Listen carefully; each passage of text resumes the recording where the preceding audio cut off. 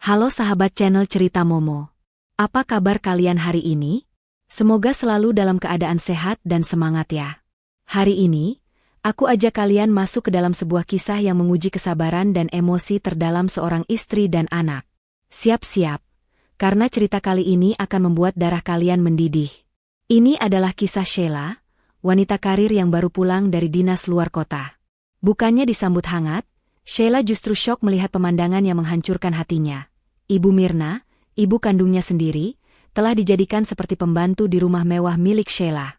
Pelakunya tidak lain adalah ibu mertua, Luna, dan suaminya sendiri, Anton. Dengan angkuh, sang mertua berkata, "Aku yang berkuasa di sini, kamu harus nurut apa yang aku perintahkan." Namun, mereka tidak tahu, kemarahan Sheila adalah awal dari kehancuran mereka. Sheila yang selama ini diam, seketika bangkit. Ia akan mengusir semua yang menyakiti ibunya, sampai mereka menjadi gelandangan dan berlutut memohon ampun. Kira-kira, apa yang akan dilakukan Sheila? Apakah Anton akan menyesal seumur hidup? Mari kita ikuti kisah lengkapnya dari awal. Sebelum kita mulai, jangan lupa ya, like video ini, subscribe channel Cerita Momo agar tidak ketinggalan kelanjutannya, dan nyalakan lonceng notifikasi. Dan yang terakhir, komen di bawah, nama kalian, asal kota kalian, dan hadir. Siap merasakan emosi Sheila? Yuk, kita mulai. Raut wajahnya yang lelah setelah 3 bulan dinas luar kota tidak bisa menyembunyikan kebahagiaan yang meluap. Dokumen perjanjian besar baru saja ditandatangani, menandakan misi Sheila, sang pemilik perusahaan, sukses besar. Di ruangan meeting mewah itu, ia menyambut sorakan bangga dari timnya. "Baik, semuanya. Dengan ini, kita selesai. Kalian semua luar biasa," kata Sheila sambil meraih tasnya. Pak Dedi, pengacara kepercayaannya, maju mendekat dengan wajah serius. "Selamat, Bu Sheila. Sekarang saatnya pulang. Saya tahu, Ibu Mirna pasti sangat merindukan Ibu." Mendengar nama ibunya, senyum Sheila meredup. Kerinduan itu nyata, tapi firasat buruk tiba-tiba menghampiri. "Terima kasih, Pak Dedi. 3 bulan ini terasa lama sekali. Aku merindukan masakan Ibu," jawab Sheila, namun tatapannya kini berubah tajam. "Bagaimana kabar di rumah? Luna dan Siska, mereka masih di sana?" Pak Dedi terlihat ragu. "Itu saya kurang yakin, Bu. Hanya saja, Ibu Mirna sempat menghubungi saya." Nada suaranya sedikit aneh. "Saya khawatir, Bu." Kekhawatiran Pak Dedi memicu alarm di benak Sheila. Ia sudah memperingatkan Anton bahwa mertua dan iparnya tidak boleh menginap terlalu lama di rumah mewah yang ia beli dengan uangnya sendiri. "Aku harus segera pulang," putus Sheila. Ia menatap jam tangannya. "Tolong urus tiket paling awal. Aku harus sampai di Jakarta sore ini juga." Tidak ada waktu untuk istirahat. Kerinduan bercampur firasat buruk mendorong Sheila untuk segera tancap gas. Ia mengendarai mobil sport mewahnya sendiri dari bandara.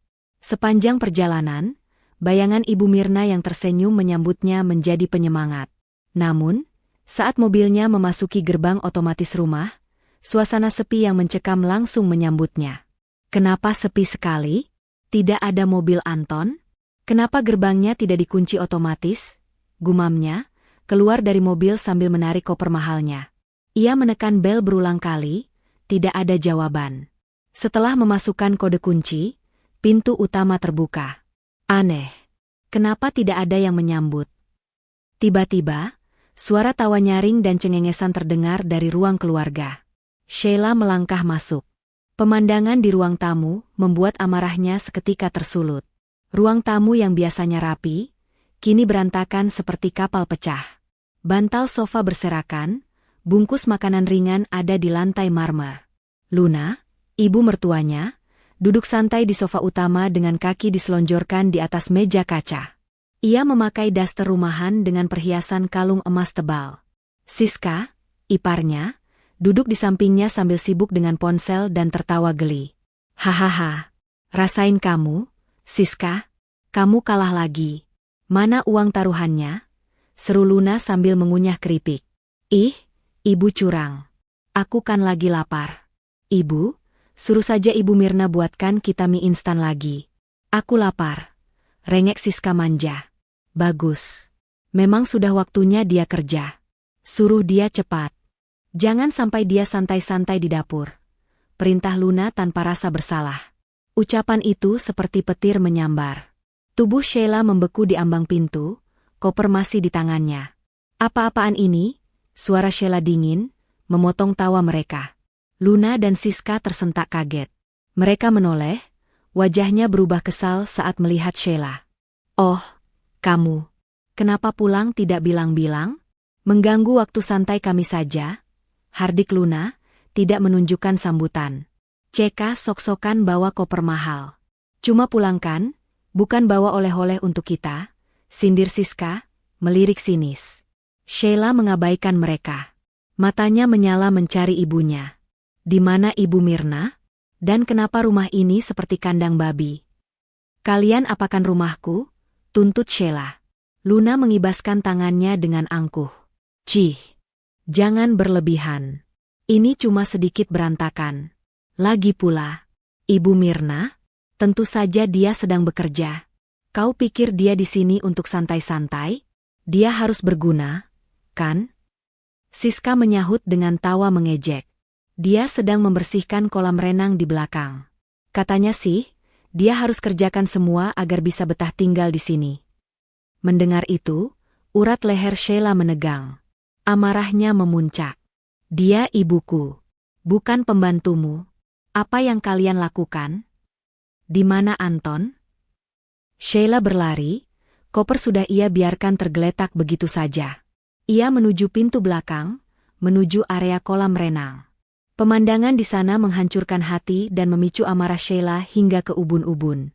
Di bawah terik matahari sore, Ibu Mirna, ibunya yang biasanya tampil bersih dan rapi, tampak mengenakan pakaian lusuh dan berkeringat deras. Napasnya tersengal-sengal saat berusaha menyikat lumut tebal di pinggiran kolam renang dengan sikat besar yang terlalu berat untuknya. Ibu! Ya Tuhan, Ibu! Teriak Sheila. Air mata langsung membasahi pipinya. Ibu Mirna tersentak kaget. Sikat besar itu jatuh ke lantai.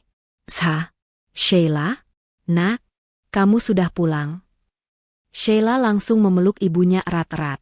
Ia merasakan betapa kurusnya tubuh sang ibu di balik pakaian lusuh itu. Ibu kenapa bisa begini? Kenapa ibu melakukan ini? Kenapa ibu tidak telepon aku? Siapa yang menyuruh ibu? Isak Sheila dalam pelukan. Ibu Mirna berusaha tersenyum, menyeka air mata putrinya. Sudah, nak, jangan menangis. Ibu tidak apa-apa. Ibu hanya membantu. Ibu senang bisa berguna. Sheila melepaskan pelukan, menatap ibunya dengan tatapan tak percaya. Berguna bagaimana, Ibu? Ini bukan rumah kontrakan. Ini rumahku, rumah ibu. Kenapa ibu harus menjadi pembantu di rumah sendiri? Ibu sakit, ibu baru saja pulih. Saat itu juga, Luna dan Siska muncul dari pintu belakang, berjalan santai dengan senyum sinis. Drama sekali. Cih, kenapa? Kau keberatan kalau ibumu yang tinggal numpang itu bekerja? Harus diajari tata krama memang. Cibir Luna, melipat tangan di dada. Kasihan, ya, sok kaya, tapi ibunya sendiri dijadikan pembantu. Siska mendengus. Sheila berbalik cepat, wajahnya kini gelap dipenuhi kemarahan. Kalian benar-benar keterlaluan. Aku tidak akan membiarkan ini. Kalian harus pergi dari rumahku sekarang juga. Luna mundur selangkah, terkejut, lalu kembali bersikap angkuh. Pergi? Dengarkan baik-baik, menantu tak tahu diuntung.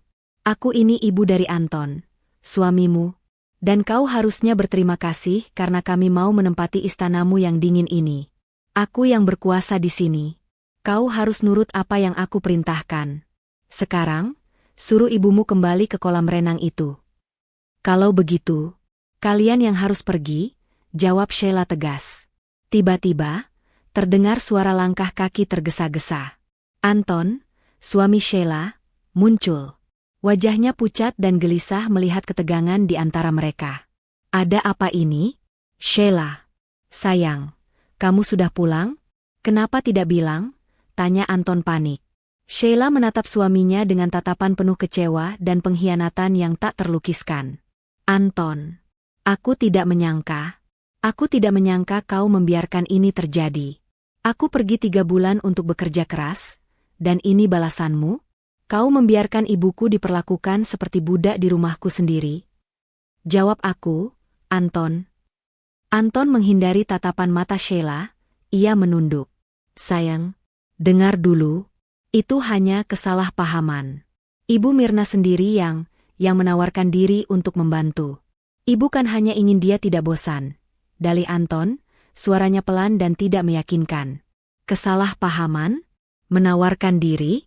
Ibu Mirna baru sembuh dari sakit, Anton. Dan kau melihat sendiri, ia menyikat kolam renang yang seharusnya dikerjakan oleh tukang bersih. Kau membiarkan ibuku sendiri jadi pembantu ibumu? Teriak Sheila. Luna langsung mendekat dan menepuk bahu Anton. Sudah, Anton. Jangan takut pada istrimu. Dia hanya menggertak. Dia pikir karena dia yang menghasilkan uang, dia bisa seenaknya. Anton itu suamimu, pewaris sah. Amarah yang memuncak membuat Sheila mengambil keputusan drastis. Cukup. Aku sudah muak. Ibu Mirna ikut aku ke kamar, kita mandi, dan kita pergi dari sini untuk sementara. Kalian bertiga, dengarkan baik-baik. Sheila meraih tangan Ibu Mirna dan menuntunnya masuk ke dalam rumah. Ia berhenti sejenak, menatap Anton, Luna, dan Siska dengan mata yang penuh kebencian. Aku akan menceraikanmu, Anton. Dan kalian bertiga. Hari ini adalah hari terakhir kalian menginjakan kaki di rumah ini. Luna tertawa nyaring, mencemooh. Hahaha, ceraikan saja. Kami tidak takut. Anton pasti akan mencari wanita yang lebih nurut dan tahu diri. Kau tidak bisa mengusir kami, Sheila. Ini rumah kami. Anton, katakan pada istrimu, kau tidak akan membiarkan ibumu dan adikmu diusir. Mendengar desakan Luna, Anton benar-benar tertekan. Ia menatap Sheila dengan mata memelas. Sheila, tolong, jangan begini. Aku tidak bisa mengusir ibuku. Ini berlebihan. Keputusan Anton untuk membela ibunya, Luna, dibandingkan ibu kandung Sheila, Ibu Mirna, adalah pukulan terakhir. Hati Sheila hancur, dan ia yakin, pengkhianatan ini tak termaafkan. Kalau begitu, kita lihat saja. Kalian akan menyesali setiap detik perlakuan kalian pada ibuku. Kalian tidak akan menyangka apa yang akan terjadi selanjutnya. Kata Sheila, suaranya bergetar menahan amarah yang luar biasa. Ia membawa Ibu Mirna dan koper-kopernya masuk ke dalam rumah. Luna dan Siska tersenyum kemenangan, mengira Sheila hanya mengancam. Sementara Anton, terlihat bingung dan takut. Di kamar utama, Sheila membantu Ibu Mirna duduk di tepi kasur. Ia membersihkan keringat di wajah ibunya dengan tisu. Ibu harus jujur padaku. Apa yang terjadi selama aku pergi? Tanya Sheila, suaranya kini lebih tenang namun dingin. Ibu Mirna menatap putrinya dengan mata berkaca-kaca. Maafkan ibu, nak. Ibu tidak mau membuatmu khawatir. Mereka benar-benar kejam. Mereka mengambil semua perhiasan ibu dengan alasan untuk biaya hidup. Mereka memaksaku membersihkan rumah, bahkan sampai kolam renang. Mereka bilang, jika ibu tidak bekerja, ibu tidak pantas makan di rumah ini. Napas Sheila tercekat. Ia meraih tangan ibunya dan menciumnya. Cukup, Bu. Sudah cukup. Aku tidak akan membiarkan mereka lolos. Tapi, Anton dia tidak pernah membelaku. Nak, dia bilang, aku harus nurut pada ibunya karena aku hanya menumpang. Dia bahkan melarangku menghubungimu, kata Ibu Mirna, tangisnya pecah. Mendengar ini, keputusan Sheila sudah bulat. Cinta dan kepercayaan yang ia berikan pada Anton sudah mati. Sheila memeluk ibunya sebentar. Ia tahu, rumah mewah ini adalah satu-satunya tempat yang bisa membuat Ibu Mirna tenang. Ia tidak akan pergi. Justru orang-orang jahat itu yang harus enyah. Sheila bergegas menuju meja kerjanya. Ia membuka laci rahasia dan mengeluarkan beberapa dokumen penting. Sertifikat rumah, surat-surat kepemilikan saham, dan yang paling penting, surat kuasa yang ia tanda tangani sebelum berangkat dinas, memberikan wewenang penuh kepada Pak Dedi untuk mengurus masalah rumah tangga. Dengan cepat, Sheila menelepon Pak Dedi. Pak Dedi, saya ingin Anda segera datang ke rumah. Sekarang juga. Saya ingin Anda mengurus dua hal. Gugatan cerai terhadap Anton, dan surat pengusiran resmi untuk Luna dan Siska. Saya tidak mau ada penundaan. Saya ingin semuanya beres hari ini. Suara Sheila terdengar tegas dan mutlak. Pak Dedi di seberang telepon terkejut, namun segera mengiyakan. Setelah menutup telepon, Sheila melirik ke kaca. Matanya memancarkan tekad yang dingin dan mematikan. Ia tahu, setelah ini, hidupnya akan berubah, tetapi kehormatan ibunya jauh lebih berharga daripada pernikahan dengan pria pengkhianat. Ia membuka lemari.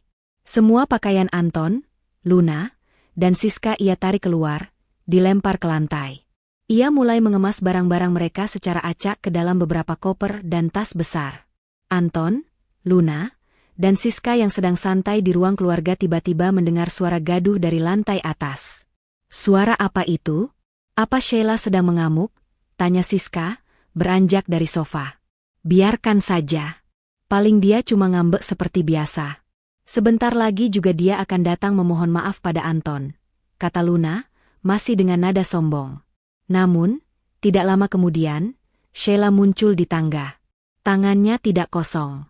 Ia membawa tumpukan koper dan tas besar yang berisi barang-barang mereka, yang siap dilemparkan keluar rumah. Sheila berdiri di puncak tangga utama, membawa tumpukan koper dan tas berisi pakaian Anton, Luna, dan Siska. Wajahnya keras, penuh tekad yang dingin.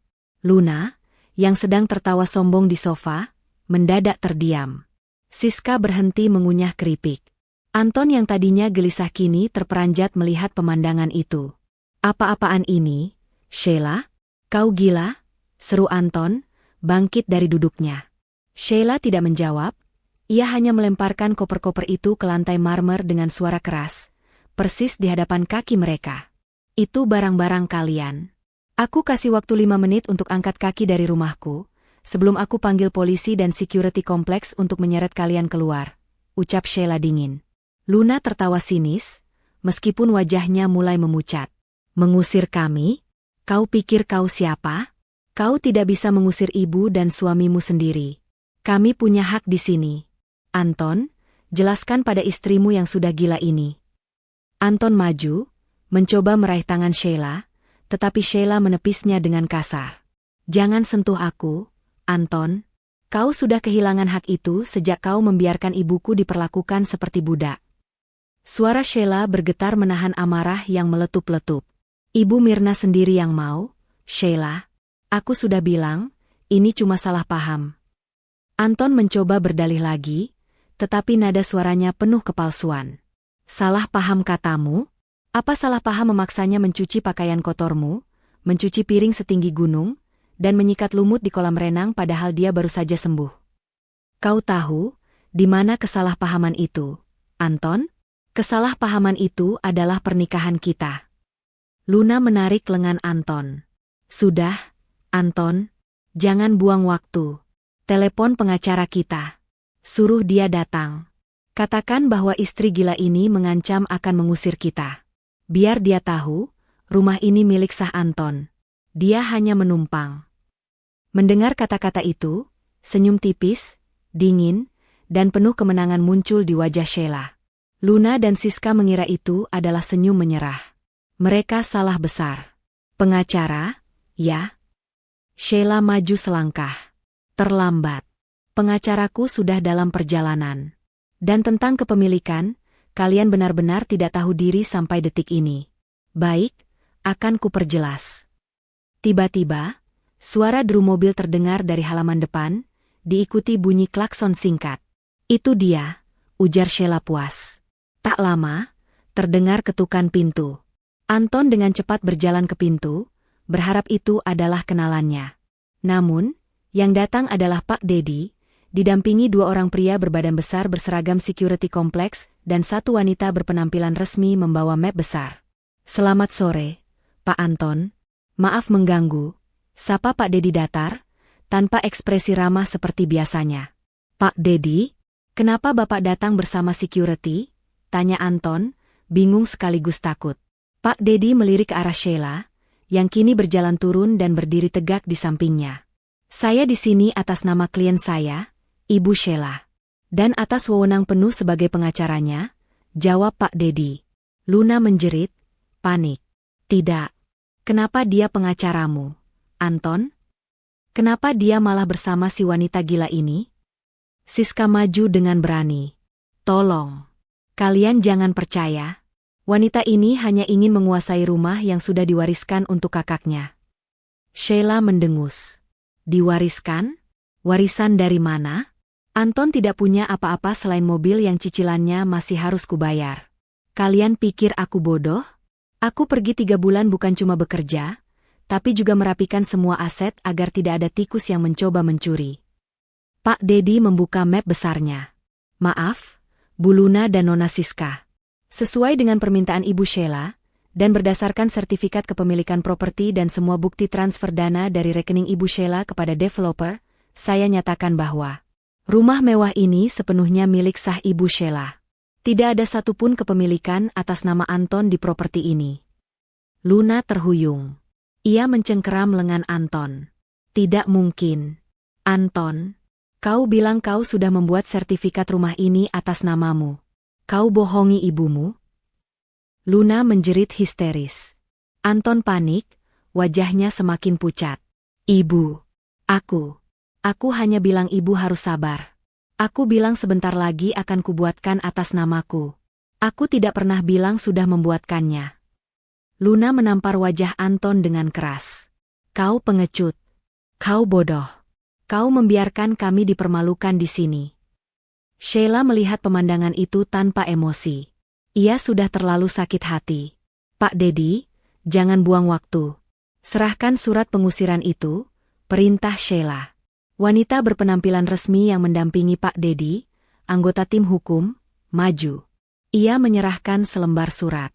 Ini adalah surat pemberitahuan pengusiran yang berlaku efektif sejak saat ini. Kalian bertiga, termasuk Anton, wajib mengosongkan rumah ini dalam waktu 1 jam, atau kami akan memanggil polisi karena telah melakukan perampasan properti, penipuan, dan kekerasan emosional terhadap Ibu Mirna, jelas wanita itu dengan nada profesional. Anton gemetar. Perampasan? Aku suaminya, Sheila. Kau tidak bisa melakukan ini padaku. Suami yang membiarkan ibuku diperlakukan seperti babu? Suami yang tidak pernah menghasilkan sepeser pun untuk rumah ini? Kau pikir cincin pernikahan itu lebih berharga daripada kehormatan ibuku? Kita cerai, Anton. Gugatan sudah didaftarkan hari ini oleh Pak Dedi. Jawab Sheila, suaranya sedatar es. Luna merangkak, meraih kaki Sheila. Sheila. Nak, ampuni ibu. Ibu minta maaf. Jangan usir kami. Kami tidak punya tempat tinggal. Ibu hanya bercanda tadi. Ibu hanya lelah karena mengurus rumah sebesar ini. Siska yang sudah sadar ikut merangkak. Kak Sheila, maafkan aku.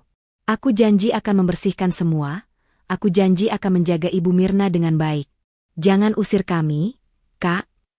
Sheila menarik kakinya. Tatapannya tetap dingin. Ibu minta maaf? Canda? Aku melihat ibuku kurus kering, pucat, dan menangis karena perbuatan kalian. Itu bukan canda, itu adalah kejahatan. Sekarang, aku tidak peduli kalian mau tidur di gorong-gorong atau di bawah jembatan. Yang jelas, kalian harus pergi dari rumahku sekarang. Tiba-tiba, dari arah dapur, terdengar suara Ibu Mirna. Sheila, nak jangan. Jangan sekejam itu. Biarkan mereka tinggal. Ibu Mirna muncul di ambang pintu dapur, matanya merah. Meskipun hatinya terluka oleh perlakuan mertua dan suaminya, sifat baiknya tidak hilang. Melihat Ibu Mirna mencoba membela mereka, Luna dan Siska langsung berpura-pura menangis histeris. Tuh kan, Ibu Mirna saja masih berhati mulia. Kami janji akan berubah. Nak, kami akan jadi pembantu Ibu Mirna, ratap Luna, berakting dramatis. Siska pura-pura memeluk kaki Ibu Mirna. Tante, tolong kami tidak mau jadi gelandangan. Sheila berbalik, meraih bahu Ibu Mirna. Ibu, jangan tertipu. Mereka hanya pura-pura. Mereka sudah merusak hidup ibu selama 3 bulan. Mereka membuat ibu sakit. Tapi nak, membiarkan mereka diusir tanpa tempat tujuan, itu terlalu kejam. Kita tidak akan tenang melihat mereka kesusahan, bisik Ibu Mirna, hatinya benar-benar lembut. Sheila menghela napas. Ibu Mirna adalah titik terlemahnya. Anton melihat kesempatan itu. Ia tahu hanya Ibu Mirna yang bisa melunakkan hati Sheila. Sayang, lihat, Ibu Mirna saja tidak tega. Aku janji akan berubah. Aku akan putus hubungan dengan ibu dan adikku kalau mereka masih mengganggu. Aku janji, bujuk Anton, mencoba memeluk Sheila. Sheila mendorongnya kuat-kuat. Cukup. Aku sudah muak dengan janji palsumu. Sekarang dengarkan baik-baik. Aku akan memberikan kalian dua pilihan, dan ini adalah belas kasih terakhir yang kuberikan. Luna, Siska, dan Anton langsung mendengarkan dengan penuh harap. Pilihan pertama, kalian pergi sekarang, tanpa membawa apa-apa selain pakaian yang menempel di badan. Kalian bebas dari tuntutan hukum perampasan properti. Kalian boleh memulai hidup baru kalian dimanapun, tapi jangan pernah kembali. Pilihan kedua, lanjut Sheila, suaranya meninggi, kalian menolak pergi, dan aku akan memanggil polisi. Kalian akan diusir paksa, dan aku pastikan kalian akan dikenai semua tuntutan hukum yang berlaku. Tidak hanya itu, aku akan menggunakan semua koneksiku untuk membuat kalian bertiga tidak akan bisa mendapatkan pekerjaan layak di kota ini, seumur hidup kalian. Luna terdiam. Tatapan matanya menunjukkan kebencian yang mendalam, tetapi ketakutan akan hukum lebih besar. Anton mulai gemetar. Ia tahu, pengaruh Sheila di Jakarta sangat luas. Jika Sheila bertindak, karirnya akan tamat. Siska, bangun. Ambil koper-koper itu. Kita pergi dari sini. Perintah Luna pada putrinya, kini nada sombongnya benar-benar hilang, digantikan keputusasaan. Siska menangis, tetapi menuruti perintah ibunya. Tunggu, seru Anton. Sheila, aku tidak bisa begini. Aku suamimu. Ibu Mirna, tolong menantu ibu. Ibu Mirna hanya bisa menunduk dan menangis. Sheila menatap tajam ke arah Anton. Pilihanmu sudah jelas. Kau memilih membelaku atau ibumu. Kau sudah memilih ibumu sejak awal, dan sekarang ibumu yang akan menanggung akibatnya. Anton berdiri kaku. Ia tidak berani menentang Luna, tetapi ia juga tidak mau kehilangan kemewahan. Baik, aku akan pergi. Tapi aku akan kembali. Aku akan menuntutmu. Rumah ini milik kita berdua. Kau tidak akan menang di pengadilan, Sheila, ancam Anton, mencoba menjaga harga dirinya yang tersisa. Sheila menyilangkan tangan. Silakan coba.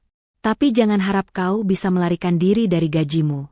Mulai hari ini, semua aset pribadimu akan kusita untuk mengganti semua kerugian emosional dan biaya hidup ibuku selama 3 bulan ini. Anton terperangah. Luna dan Siska menyeret koper mereka, wajah mereka dipenuhi dendam. Mereka berjalan ke pintu utama, melirik sinis pada Sheila dan Ibu Mirna. Tepat ketika Luna melewati Sheila, ia berbisik. Kau akan menyesal, Sheila. Ini belum berakhir. Sheila hanya membalas dengan senyum tipis. Aku sudah menantikannya, Luna. Anton mengambil satu langkah ke arah Sheila, mencoba memohon belas kasihan terakhir. Namun, ia melihat 2 security besar berdiri di pintu. Dengan perasaan hancur, ia berbalik, mengikuti Luna dan Siska keluar dari rumah mewah itu. Pintu utama tertutup dengan keras. Rumah itu kembali hening. Sheila memeluk Ibu Mirna yang masih menangis. Sudah, Bu. Mereka sudah pergi. Sekarang, kita aman. Aku tidak akan membiarkan mereka menyentuh ibu lagi, bisik Sheila, air mata akhirnya menetes. Sementara itu, di luar sana, di jalanan, Luna memandang balik rumah itu dengan mata penuh kebencian. Kau lihat, Anton, gara-gara istrimu, kita jadi gelandangan. Aku bersumpah, kita akan kembali dan membuat wanita itu merangkak meminta maaf, kata Luna, penuh amarah. Siska mengusap air matanya. Tapi, Ibu, kita mau kemana? Kita tidak punya uang sama sekali. Anton hanya terdiam, menyesali kebodohannya. Mereka bertiga berjalan menjauh dari rumah mewah itu, membawa koper-koper yang terasa sangat berat, menuju ketidakpastian. Mereka tidak tahu harus kemana, Dan di dalam hati Anton, kebencian serta rencana licik untuk membalas dendam mulai merajut benang-benang hitam. Dia yakin, Sheila tidak akan bisa mengambil semuanya darinya begitu saja. Malam telah larut. Di sebuah warung pinggir jalan yang remang-remang, tak jauh dari perumahan mewah Sheila, Luna, Anton, dan Siska duduk lesu di bangku plastik. Aroma asap rokok dan kopi murahan menusuk hidung mereka yang biasa menghirup udara AC sentral. Pakaian mahal mereka kini kusut dan bernoda debu. Luna menatap jijik pada makanan yang ada di piringnya. Aku tidak bisa makan makanan ini, Anton. Ini menjijikkan. Kau lihat sendiri, kita jadi gelandangan. Semua karena istrimu yang gila harta itu. Gerutu Luna, suaranya parau. Anton menghela napas berat. Pikirannya kosong. Ia menyesal telah memilih membela ibunya di depan Sheila. Tetapi penyesalan itu kini berubah menjadi dendam yang membara. Aku tahu, Ibu. Kita tidak akan lama begini. Aku sedang memikirkan cara, kata Anton, mencoba menenangkan. Siska yang tadinya diam, kini mulai menangis sesenggukan. Aku tidak mau tidur di emperan toko, Ibu. Ponselku juga sebentar lagi mati. Aku tidak bisa menghubungi teman-temanku. Diam, Siska. Jangan cengeng. Hardik Luna. Ia menatap Anton dengan mata yang menyala penuh kebencian. Kita tidak bisa menunggu pengadilan. Anton, pengadilan itu lambat. Kita harus bertindak sekarang. Kau harus kembali dan mengambil apa yang menjadi hakmu. Apa yang harus kuambil, Bu? Semua aset, bahkan gajiku, sudah diancam Sheila untuk disita. Dia punya semua dokumennya, jawab Anton putus asa. Kau bodoh, Anton. Bukan harta. Kau harus mengambil Ibu Mirna, ujar Luna, senyum licik muncul di wajahnya. Anton dan Siska terperangah. Ibu Mirna? Untuk apa, Bu? Tanya Anton bingung. Kau ini bagaimana? Ibu Mirna adalah titik lemah Sheila. Selama Ibu Mirna ada di tangan kita, Sheila akan bertekuk lutut. Dia pasti akan memohon agar kita mengembalikan ibunya, dan saat itu terjadi, kita bisa meminta apapun. Uang, rumah, dan bahkan Anton harus kembali padanya. Ide gila Luna membuat Anton terdiam. Meskipun licik, rencana itu masuk akal. Tapi, Ibu, bagaimana kita bisa masuk rumah itu? Ada security Pak Dedi di sana? Anton ragu. Luna tersenyum sinis. Kau lupa? Kau adalah suaminya. Kau tahu setiap sudut rumah itu. Kau tahu semua celah dan kebiasaan security malam. Dengarkan Ibu, malam ini juga kita harus bergerak. Siska, kau tunggu di sini. Anton, kau ikut Ibu. Di rumah mewah itu, suasana terasa kontras. Sheila dan Ibu Mirna sedang menikmati teh hangat di ruang tamu yang sudah kembali rapi dan hening. Keheningan yang damai membuat Ibu Mirna sedikit tenang. Ibu harus istirahat. Jangan khawatirkan apapun. Aku sudah menghubungi Pak Dedi untuk menyiapkan pengobatan terbaik. Dan security ada di mana-mana. Mereka tidak akan bisa masuk lagi, kata Sheila lembut, sambil mengelus tangan ibunya. Nak, Ibu takut. Ibu takut Anton akan melakukan hal gila. Meskipun dia sudah jahat, dia tetap suamimu, lirih Ibu Mirna. Dia sudah bukan suamiku, Bu. Aku tidak akan pernah memaafkan pengkhianatan yang melukai Ibu, tegas Sheila. Tapi Ibu tenang saja. Sebelum aku mengusir mereka, aku sudah menyiapkan rencana. Aku tahu mereka akan kembali, dan mereka pasti akan menyasar Ibu. Sheila bangkit, berjalan ke dinding yang dihiasi lukisan mahal. Ia menekan titik rahasia di bingkai lukisan. Pintu rahasia ke ruang bawah tanah terbuka. Ini adalah ruangan aman yang sudah kupersiapkan. Di sana ada tempat tidur nyaman, makanan, air, dan sambungan telepon darurat. Jika ada sesuatu yang mencurigakan, Ibu harus segera masuk ke sana, jelas Sheila. Ibu Mirna terkejut. Sejak kapan kamu menyiapkan ini? Sejak aku tahu Luna dan Siska akan tinggal. Aku tahu mereka licik. Tapi tenang, Bu.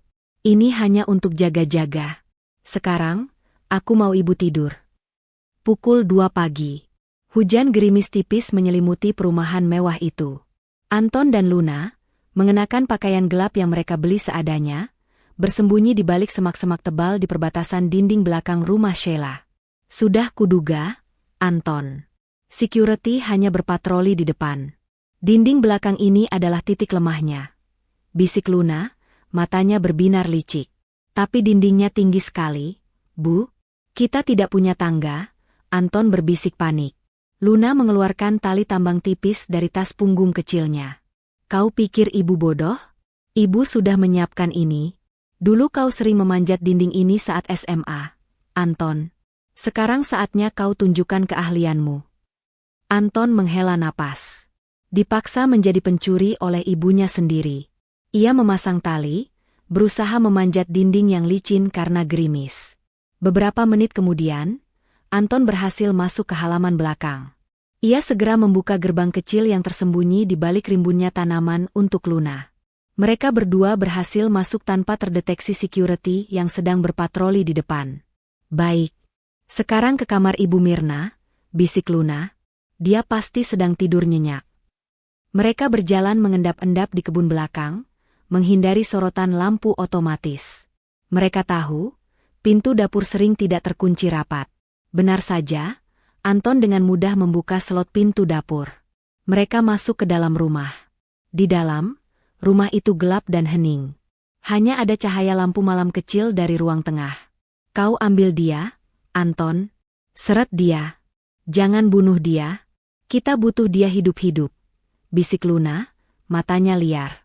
Anton mengangguk, ia berjalan perlahan menaiki tangga. Langkah kakinya hati-hati, berusaha tidak membuat suara. Di kamar utama, Sheila tidak tidur. Ia duduk bersandar di tempat tidur, matanya terbuka lebar. Di sampingnya, Ibu Mirna tidur pulas berkat obat tidur dosis ringan yang sengaja diberikan Sheila, yang kini sedang berada di ruang rahasia.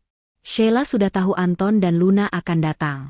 Pak Dedi sudah memasang kamera tersembunyi dan sensor gerak di beberapa titik penting, termasuk dinding belakang. Sheila mengawasinya melalui ponselnya. Ia melihat bayangan Anton bergerak di lorong. Jantungnya berdebar, tetapi ia harus tenang. Ini adalah jebakan. Ketika Anton mencapai depan kamar Ibu Mirna, ia membuka pintu perlahan. Kosong. Tempat tidur itu sudah rapi. Anton panik. Ibu Mirna tidak ada?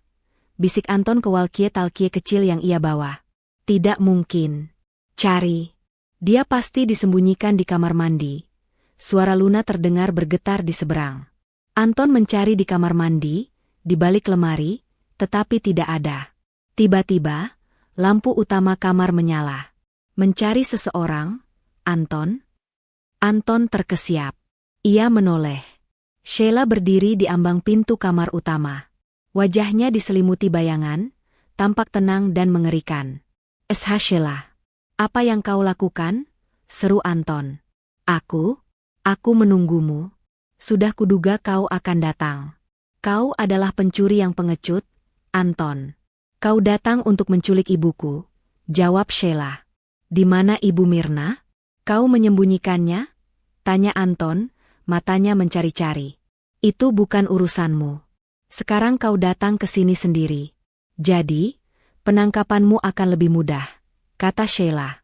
Anton mengeluarkan pisau lipat kecil dari sakunya. Jangan gila. Jangan mendekat, Sheila. Berikan aku Ibu Mirna sekarang. Atau kau akan menyesal. Menyesal? Kau pikir kau bisa mengancamku dengan pisau mainan itu, Anton? Sheila tertawa sinis. Ia sama sekali tidak terlihat takut. Di lantai bawah, Luna mendengar percakapan itu dari walkie-talkie dan menjadi semakin panik. Anton, jangan lawan dia. Cepat keluar. Kita mundur, teriak Luna di walkie-talkie. Anton mengabaikan ibunya. Ia sudah terlalu kalap. Ia berlari ke arah Sheila dengan pisau di tangan. Saat Anton mencapai jarak 1 meter, Sheila sama sekali tidak bergerak. Tepat pada detik itu, dari pintu kamar mandi yang tertutup, tiba-tiba muncul 2 security berbadan besar dari tim Pak Dedi. Mereka langsung menangkap Anton. Anton menjerit, pisau lipatnya terlepas dari tangan. Ia melawan, tetapi tidak mampu menghadapi kekuatan 2 pria yang terlatih. Lepaskan aku. Lepaskan. Kalian tidak tahu siapa aku. Aku suaminya, teriak Anton. Mantan suami, koreksi Sheila dingin, sambil melangkah maju. Ia mengambil pisau lipat Anton dan membuangnya ke tempat sampah. Sekarang kau adalah tersangka perampokan dan percobaan penculikan. Sheila mengambil teleponnya. Pak Dedi, Anton sudah diamankan. Silakan hubungi polisi. Dan Pak Dedi, tolong aktifkan alarm panik di seluruh rumah. Aku ingin Luna dan Siska di luar mendengar ini. Di luar rumah, Luna mendengar teriakan Anton dan sirene yang tiba-tiba berbunyi keras di seluruh perumahan. Ia tahu, mereka sudah terjebak. Anton. Anton. Jawab ibu. Teriak Luna ke walkie-talkie-nya, suaranya putus asa. Tidak ada jawaban, hanya suara sirene yang memekakan telinga. Luna segera berbalik dan berlari menuju tembok belakang, berharap bisa melarikan diri. Namun, tepat di balik pohon besar, ia menemukan Siska yang sudah menunggunya. Ibu, aku tidak tahan lagi. Aku tidak mau masuk penjara. Siska menangis histeris. Diam. Kita harus melarikan diri. Cepat. Kita panjat tembok ini, perintah Luna. Saat mereka berdua bersiap untuk memanjat, dua lampu sorot besar tiba-tiba menyala, menyorot tepat ke wajah mereka. 3 orang security lain muncul, mengepung mereka dari berbagai sisi. Nyonya Luna dan Nona Siska, Anda sudah terkepung. Anda ditahan atas dugaan percobaan perampokan dan konspirasi kriminal. Tidak ada perlawanan, ujar salah satu security tegas. Luna terduduk lemas. Ia tidak menyangka Sheila sudah memprediksi setiap gerakan mereka.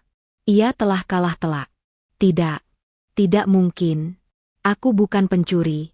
Aku ibu Anton. Aku tidak salah. Aku hanya ingin anakku kembali.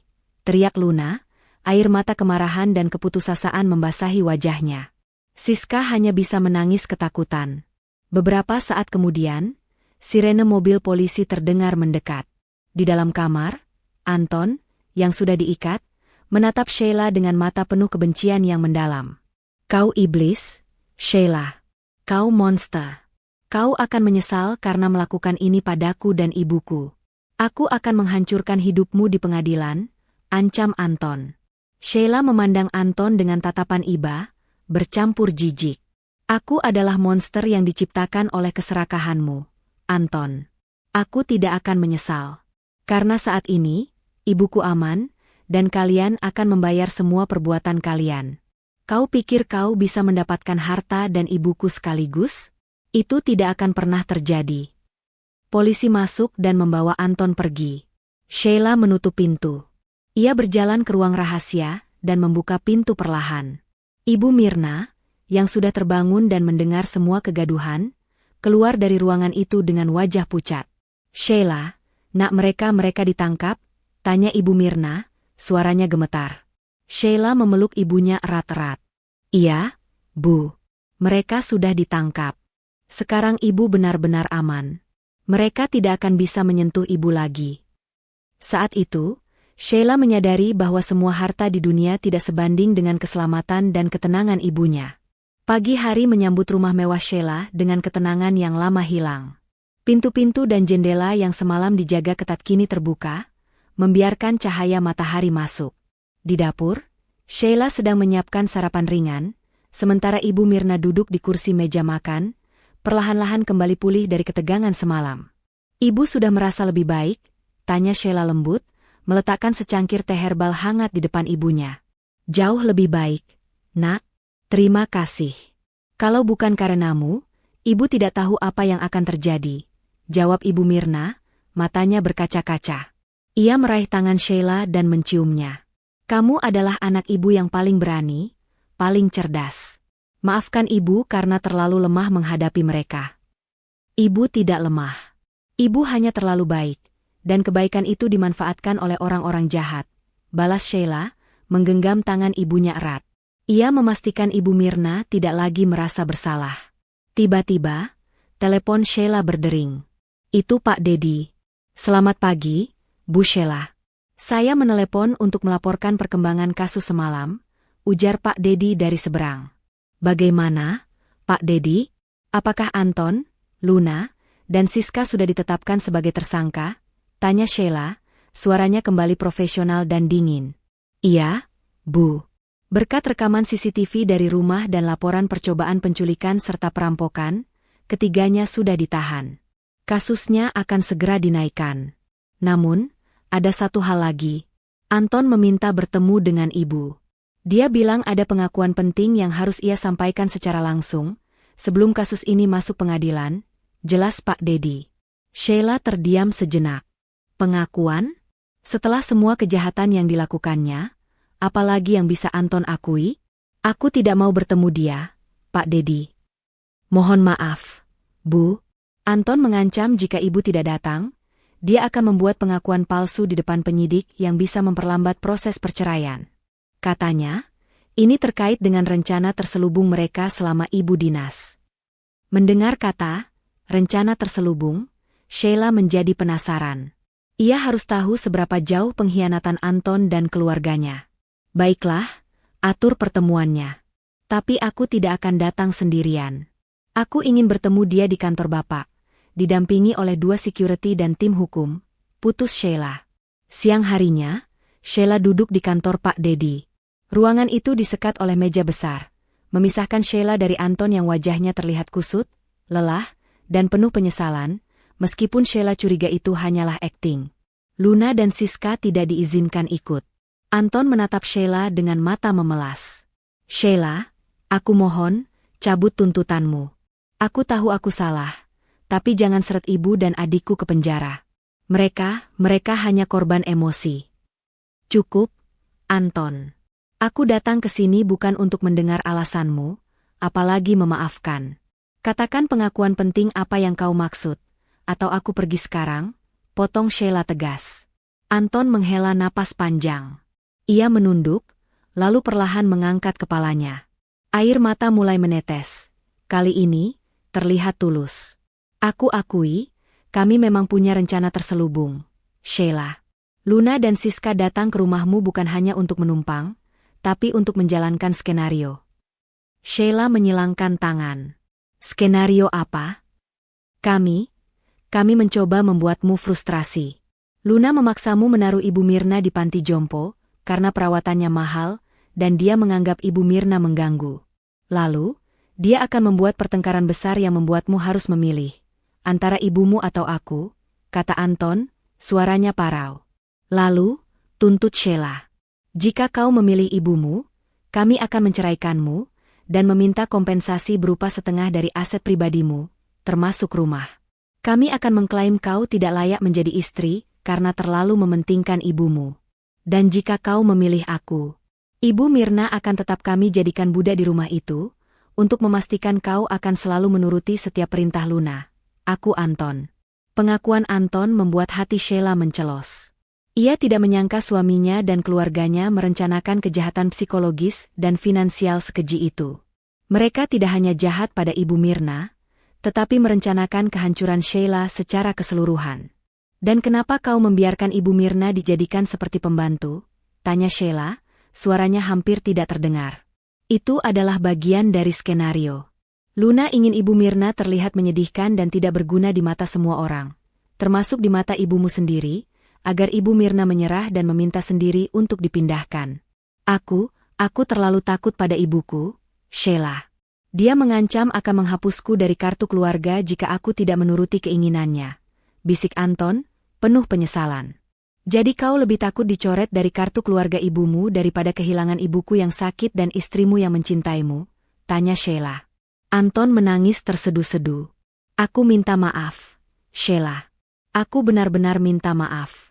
Aku hanya ingin mendapatkan uang dari hasil kerjamu, dan aku ingin dihormati oleh keluargaku. Kau tidak akan mendapatkan apa-apa, Anton. Ibu Mirna adalah bagian dari keluargaku. Dan kau sudah menyakitinya. Pengakuanmu ini tidak akan mengubah gugatan cerai dan tuntutan pidana terhadap kalian bertiga. Justru ini akan memperkuat posisiku, kata Sheila, bangkit dari kursi. Anton panik. Tidak. Tunggu. Aku mohon. Aku akan melakukan apa saja. Sudah terlambat, Anton, kata Sheila sambil berjalan menuju pintu, meninggalkan Anton yang menangis terseduh-seduh di ruang kantor Pak Dedi. Malam itu, Sheila kembali berbicara dengan Ibu Mirna.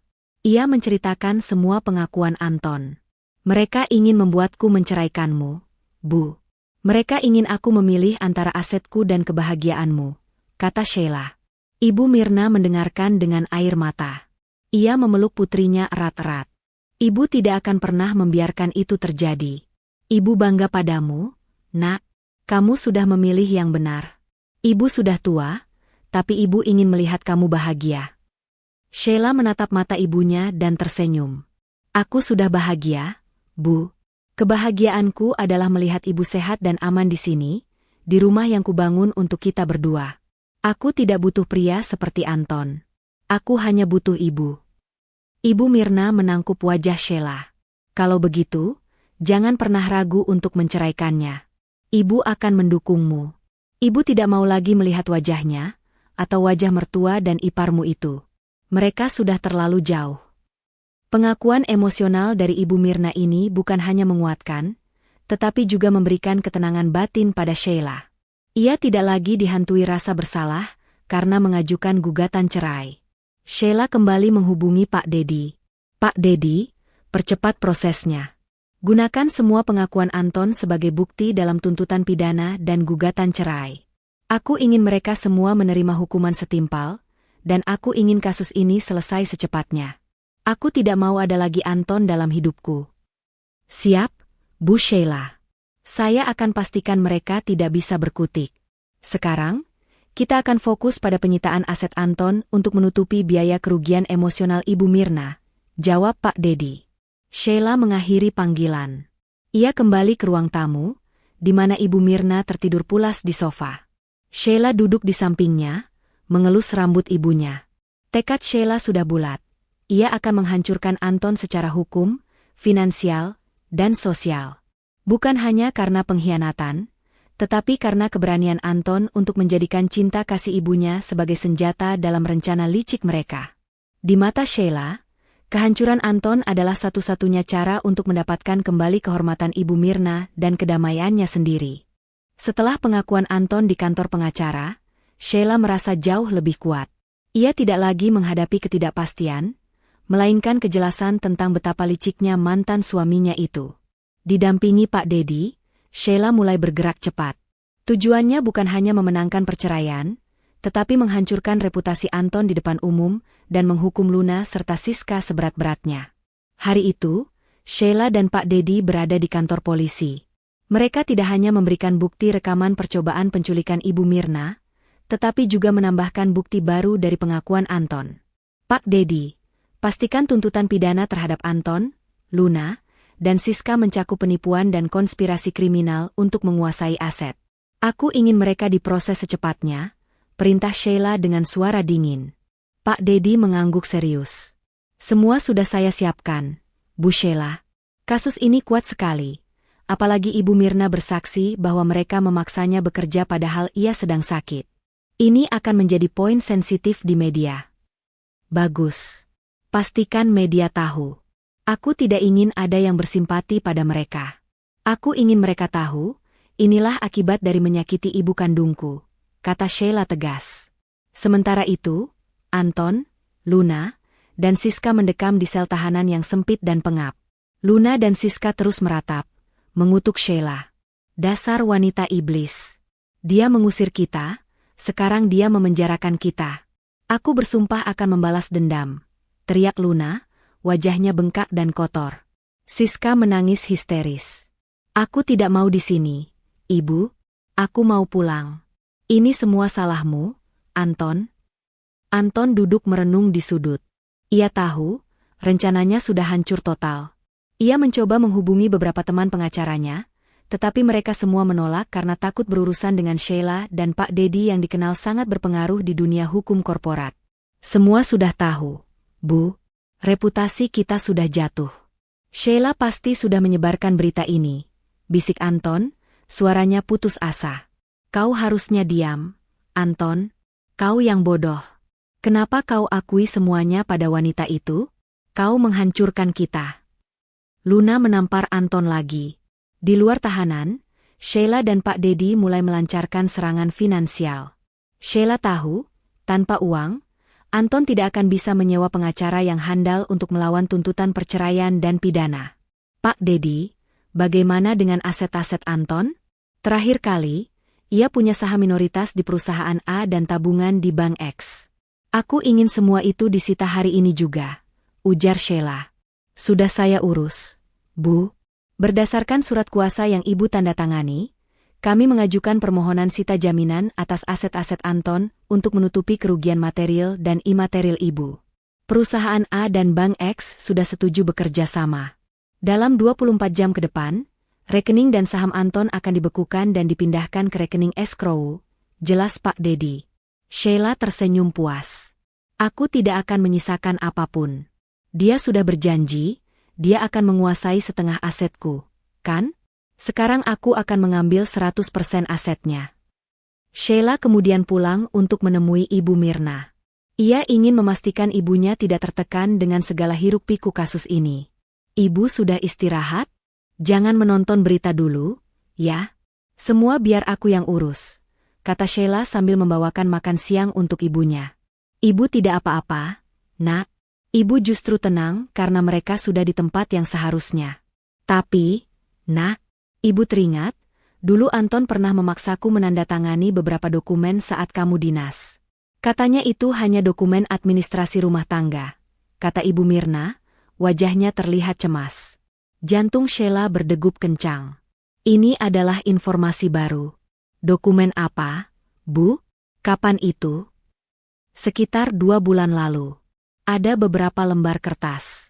Dia bilang itu penting agar listrik dan air tidak diputus.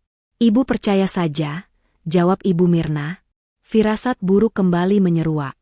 Sheila tahu, Anton tidak akan sejujur itu di hadapan ibunya.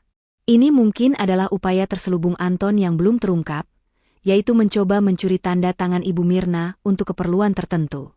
Jangan khawatir, Bu. Aku akan mencari tahu dokumen itu. Aku akan perintahkan Pak Dedi untuk menyelidiki semua transaksi dan dokumen yang ditandatangani Ibu selama aku pergi, kata Sheila, mencoba menenangkan ibunya meskipun ia sendiri mulai panik. Keesokan harinya, Pak Dedi kembali dengan wajah tegang. Bu Sheila, saya menemukan sesuatu yang sangat mencurigakan. Ada pengajuan pinjaman bank besar atas nama Ibu Mirna yang diajukan 3 minggu lalu. Nilainya sangat fantastis, hampir setara dengan setengah harga rumah ini, lapor Pak Dedi. Mata Sheila terbelalak. Pinjaman bank? Atas nama Ibu Mirna? Untuk apa? Pinjaman itu menggunakan jaminan berupa surat-surat berharga milik Ibu Mirna yang ternyata dicuri dari brankas Ibu saat Ibu sedang sakit keras beberapa bulan lalu. Anton menggunakan tanda tangan Ibu Mirna yang ia palsukan di atas dokumen pengajuan. Dia juga menggunakan surat kuasa palsu yang katanya ditandatangani Ibu untuk mencairkan dana tersebut. Uang itu sudah dicairkan dan ditransfer ke rekening di luar negeri, jelas Pak Dedi. Sheila merasa darahnya mendidih. Ini bukan hanya pengkhianatan, ini adalah penipuan tingkat tinggi dan pencurian identitas terhadap ibunya sendiri. Jadi, mereka tidak hanya menjadikan Ibu pembantu, tapi juga mencuri nama dan harta Ibu, tanya Sheila, suaranya bergetar. Benar, Bu. Rencana mereka adalah, jika perceraian terjadi, mereka akan menggunakan uang pinjaman itu untuk membeli rumah lain, sehingga mereka tetap kaya meskipun kehilangan rumah Ibu. Dan jika Ibu Mirna meninggal karena sakit atau tekanan, pinjaman itu akan menjadi masalah hukum bagi ahli waris Ibu. Pengkhianatan yang terungkap ini jauh lebih besar dan keji dari yang Sheila bayangkan. Anton dan Luna merencanakan untuk membuat Ibu Mirna sengsara hingga akhir hayatnya, dan membuat Sheila menanggung utang besar. Anton, bajingan itu. Dia benar-benar monster, geram Sheila. Pak Dedi, segera laporkan ini sebagai kasus baru. Pencurian, pemalsuan dokumen, dan penipuan bank. Aku ingin semua bukti ini dilampirkan dalam sidang perceraian. Pak Dedi mengangguk. Baik, Bu. Saya akan segera memanggil penyidik bank untuk bersaksi. Tapi satu hal lagi, Bu. Kami menemukan jejak transfer uang itu ke sebuah yayasan amal di luar negeri, atas nama Luna. Yayasan amal? Sheila mengerutkan dahi. Kenapa ke sana? Diduga, ini adalah modus pencucian uang. Mereka mentransfer uang ke yayasan amal milik kenalan Luna di luar negeri, agar uang itu tidak terdeteksi dalam kasus perceraian ibu. Setelah kasus selesai, uang itu akan dikirim kembali ke rekening mereka, terang Pak Dedi. Sheila tersenyum miris. Luar biasa. Aku tidak menyangka mereka seprofesional ini dalam kejahatan. Tapi mereka lupa, aku selalu selangkah di depan mereka. Sheila meminta Pak Dedi untuk menyebarkan berita ini kepada media. Pengkhianatan Anton tidak hanya seputar rumah tangga, tetapi sudah masuk ke ranah pidana serius yang melibatkan pencurian dan penipuan terhadap ibunya sendiri. Berita tentang suami mencuri uang ibu mertua untuk pencucian uang segera menjadi headline berita dan trending topik di media sosial. Citra Anton, Luna, dan Siska hancur total. Mereka yang tadinya berani sesumbar, kini menjadi bahan cemoohan. Di sel tahanan, Anton menerima pukulan keras dari Luna. Kau pengecut. Kenapa kau tidak menghapus semua jejak ini? Sekarang kita tamat. Semua orang tahu kita pencuri, teriak Luna histeris. Aku tidak tahu Sheila bisa melacak sampai sejauh itu, Bu. Dia memang iblis. Balas Anton, wajahnya babak belur. Pengkhianatan Anton kini terungkap sepenuhnya di depan umum. Sheila merasa lega. Ia telah membersihkan namanya, membela ibunya, dan memastikan bahwa musuh-musuhnya kini terpojok tanpa bisa melawan. Ibu Mirna yang mendengar berita itu merasa sangat sedih, namun lebih lega karena semua kejahatan Anton terungkap dan tidak akan ada lagi yang berani menyakitinya. Keputusan Sheila untuk mengadakan sidang keluarga bukanlah acara mediasi biasa. Ini adalah eksekusi sosial. Sheila tahu, bagi orang-orang seperti Anton, Luna, dan Siska, kehilangan reputasi dan kehormatan jauh lebih menyakitkan daripada sekadar kehilangan uang. Atas izin khusus dari kejaksaan, dan dengan jaminan ketat, Anton, Luna, dan Siska diizinkan keluar sebentar dari tahanan, hanya untuk menghadiri pertemuan tertutup di sebuah ruang ballroom hotel mewah yang disewa oleh Pak Dedi. Ruangan itu dipenuhi oleh beberapa kerabat dekat, para rekan bisnis Anton yang tersisa, dan sejumlah kecil media yang dipercaya Pak Dedi. Ini adalah panggung terakhir Anton sebagai orang terhormat. Anton, Luna, dan Siska tiba dengan pengawalan polisi. Wajah mereka pucat, mata Luna terlihat kosong, sementara Siska terus menunduk, malu dengan tatapan menghakimi dari semua orang. Mereka diposisikan di barisan depan, duduk di kursi yang terasa seperti kursi pesakitan. Sheila masuk ke ruangan itu dengan anggun, mengenakan setelan bisnis mahal berwarna gelap. Di sampingnya, Ibu Mirna yang kini terlihat jauh lebih sehat dan tenang, duduk di kursi khusus, dilayani dengan penuh hormat. Kontras antara penampilan mereka dan para tersangka sangat mencolok. Pak Dedi memulai acara tersebut, menyebutnya sebagai pertemuan konfrontasi keluarga dan klarifikasi publik.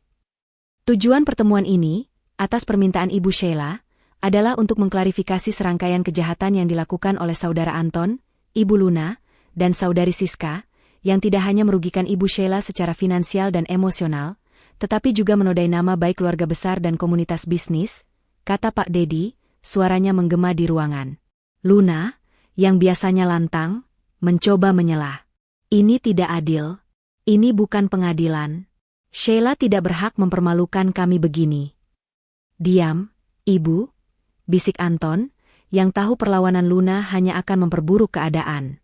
Sheila maju ke podium, menatap lurus ke mata Anton. Tatapannya sedingin es. Aku tidak mempermalukan kalian, Luna. Kalian yang mempermalukan diri kalian sendiri. Sheila memulai, suaranya tenang namun menusuk. Aku meminta kalian semua hadir di sini untuk mendengarkan kebenaran, bukan dari desas-desus media, tetapi dari bukti yang tidak bisa dibantah. Sheila kemudian memproyeksikan beberapa gambar ke layar besar di belakangnya. Gambar pertama adalah foto-foto kondisi Ibu Mirna saat ia dipaksa membersihkan rumah. Gambar kedua adalah salinan hasil audit forensik yang menunjukkan pemalsuan tanda tangan Ibu Mirna pada dokumen pinjaman bank. Kalian sudah mendengar di bab 5 bahwa mereka mencuri surat berharga Ibu Mirna untuk mengambil pinjaman bank bernilai miliaran rupiah. Pinjaman ini seharusnya menjadi warisan dan tabungan masa tua ibu. Jelas Sheila, menunjuk ke arah Anton. Seorang kerabat dari pihak Anton, Pak Harun, yang merupakan paman Anton, berdiri dengan marah. Anton, benarkah ini? Kau menipu nenekmu sendiri? Tidak, Paman. Aku dijebak. Sheila memalsukan semua ini, teriak Anton, mencoba membela diri. Namun, suaranya bergetar. Luna ikut berdiri, air mata palsu mulai mengalir. Kami difitnah. Sheila ingin merebut semuanya. Dia wanita serakah. Kami hanya ingin anak kami kembali. Sheila tersenyum miris. Kalian masih berbohong? Baik. Aku punya satu bukti lagi yang akan mengakhiri semua drama ini. Sheila mengambil remote control. Layar berganti. Kali ini, layar menampilkan screenshot percakapan Anton dengan seorang wanita bernama Dina, seorang sahabat lama Anton, yang sudah lama dicurigai Sheila. Percakapan itu terjadi 3 bulan lalu, saat Sheila sedang dinas ke luar negeri. Isi percakapan itu adalah inti dari pengkhianatan emosional Anton. Anton, aku sangat lelah. Din, aku harus berpura-pura mencintai Sheila agar dia tetap memberiku uang. Dina, aku tahu, bro. Sabar. Kapan kau akan ceraikan dia? Anton, belum. Rencana ibu lebih besar. Kami akan membuatnya depresi dan membuatnya percaya bahwa dia gila. Setelah itu, kami akan paksa dia pindah ke rumah sakit jiwa dan menguasai semua asetnya. Dina, gila. Tapi aku suka idemu. Kau harus bertahan demi uangnya. Satu kalimat terakhir dari Anton. Anton, jika semua gagal, aku akan menculik Ibu Mirna. Itu adalah kartu asku. Ruangan itu hening. Tidak ada yang bergerak. Semua mata tertuju pada layar, dan kemudian beralih ke Anton yang kini terdiam, mematung, wajahnya benar-benar kehilangan warna. Sheila menatap Anton, matanya penuh rasa sakit yang kini berubah menjadi kebencian total. Itu adalah pengkhianatanmu yang paling besar, Anton. Kau tidak hanya merencanakan kehancuran finansialku, tetapi juga kehancuran mentalku. Kau ingin membuatku gila, agar kau bisa menguasai semua yang kumiliki. Dan kau menggunakan Ibu Mirna, seorang wanita tua yang sakit, sebagai alat negosiasi terakhirmu. Luna menjerit histeris. Tidak. Itu palsu. Jangan percaya. Dia memalsukan chat itu. Namun, Pak Harun, Paman Anton, sudah tidak tahan. Ia maju, menarik kerah baju Anton yang dijaga polisi. Kau memalukan keluarga kita, Anton. Kau mencoba mencelakai mental istrimu dan menculik nenekmu yang tidak berdaya. Aku bersumpah, mulai hari ini, kau bukan lagi bagian dari keluarga kami. Pak Harun meludah ke lantai, lalu pergi dengan kemarahan yang mendalam, diikuti oleh kerabat lainnya. Satu persatu, teman-teman Anton yang hadir menatapnya dengan jijik dan meninggalkan ruangan. Sheila mengambil kembali mikrofon. Kalian lihat? Ini adalah sidang keluarga yang sebenarnya. Ini adalah penghakiman moral, di mana orang-orang yang selama ini kalian manfaatkan dan kalian bohongi, kini meninggalkan kalian. Sheila berjalan mendekati kursi Ibu Mirna. Ia berlutut di depan ibunya, menggenggam tangannya erat-erat. Aku ingin kalian melihat ini, Anton. Ibu Mirna adalah alasanku berdiri tegak hari ini. Aku tidak akan pernah membiarkan kalian menyentuhnya lagi. Aku sudah menyiapkan dokumen resmi. Hari ini, di hadapan semua saksi, aku akan menandatangani surat pencabutan hak waris Anton sebagai suamiku, dan aku akan meresmikan gugatan cerai di hari yang sama. Di meja Pak Dedi, sudah tersedia tumpukan dokumen. Sheila dengan pena emasnya, tanpa ragu sedikit pun, membubuhkan tanda tangan. Per hari ini, Anton, kita bukan lagi suami istri di mata hukum. Dan di mata Tuhan, kita sudah lama bercerai, kata Sheila, menjatuhkan pena. Anton, yang tadinya marah, kini roboh di kursinya. Ia menangis bukan karena penyesalan, melainkan karena kesadaran bahwa semua rencana jahatnya telah menjadi bumerang yang menghancurkan dirinya. Ia sudah kehilangan segalanya.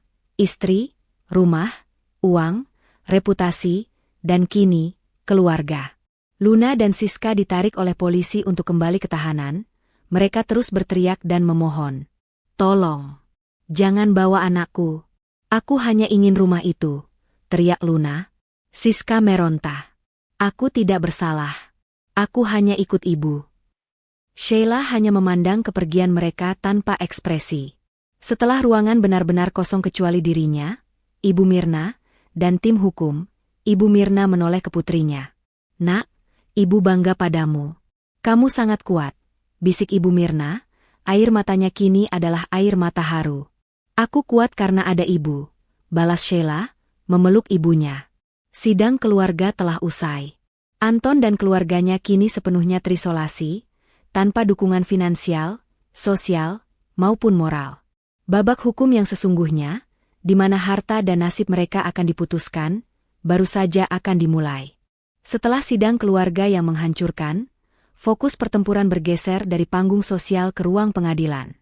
Anton, Luna, dan Siska kini resmi menjadi tahanan, menghadapi tuntutan pidana berlapis. Percobaan penculikan, perampokan, penipuan, pemalsuan dokumen, dan pencucian uang. Meskipun sudah terpojok, niat jahat mereka belum padam. Didorong oleh Luna, Anton masih menargetkan harta Sheila. Di balik jeruji besi, Anton dan Luna berhasil menghubungi seorang pengacara spesialis perceraian yang berani mengambil kasus berisiko tinggi ini. Taktik mereka sederhana, menyerang balik. Luna memerintahkan pengacara itu untuk memastikan Sheila terlihat jahat di pengadilan. Katakan dia istri yang terlalu fokus pada karir, mengabaikan suaminya, dan menyebabkan Anton merasa tidak dihargai. Fokus pada rumah itu. Meskipun sertifikatnya atas nama Sheila, katakan bahwa Anton berkontribusi dalam renovasi dan dekorasi. Dia harus mendapatkan separuh nilai rumah. Anton mengangguk setuju.